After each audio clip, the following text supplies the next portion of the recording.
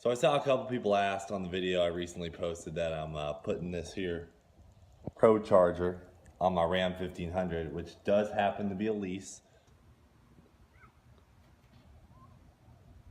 Way better. Leased it directly from Dodge. It was zero money down, $299 a month, which is a heck of a deal. So yeah, I mean, you can't really complain about that. It's got a 5.7 liter Hemi and 8-speed auto. But a lot of people were wondering, can you modify your lease vehicle? And here is the answer. The brief answer is yes. So this is how it goes down. And just to be clear, this is my second lease, so I'm not just going on a whim here. So what happens is you take your truck or car back to the dealership. There'll be a guy there waiting for you. It's called a lease inspector.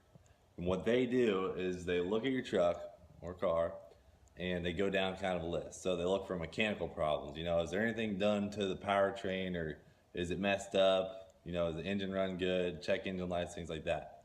That clears, you know, they do your cosmetic damage. So things, paint scratches, cracks, you know, things like that. Minor wear and tear is okay, but if you have, you know, if your bumper was painted and it looks like crap, you can't get away with it. And then they look for abnormal wear and tear, you know, also including other things like if I burn my tires off doing American stuff all the time, which is a high possibility. And, you know, if you don't fall in any of those categories, you might have to pay extra to have your truck refurbished to normal so that they can sell it or do whatever they want with it.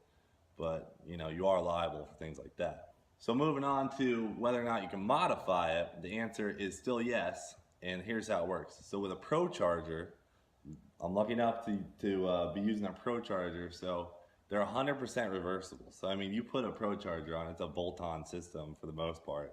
There's maybe one or two things that you'll actually have to modify, you know, like in terms of cutting. But otherwise, you can keep all of your OEM parts and they all swap back on. You can take the blower off for your next truck or car, and it can be turned 100% back to stock, besides if they were to look into your computer. But assuming you don't blow it up or need to use your warranty or anything like that, sweet Jesus, that might have been a bald eagle. So it's 100% reversible, so that's not a problem. But if you have things on your truck like this leveling kit and my tires, you can totally turn it in like that. I mean, minor modifications like that, they usually don't care about. I mean, my last truck I turned in with a leveling kit on it. It was 4.5 in the front, 2.5 in the back. Had mud tires on it, and I didn't have the stock tires, so I turned it in like that. They didn't ask a question. I've also got my bumpers wrapped white. I'll be able to turn it in like that, no problem.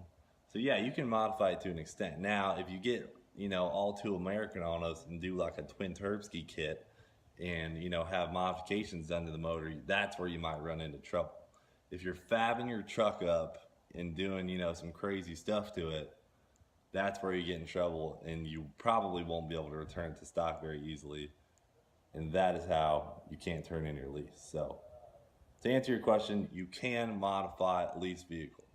All right, guys. Well, I know it's kind of a boring video, but I wanted to answer that question. So thanks for watching. And as always, do it for Dale.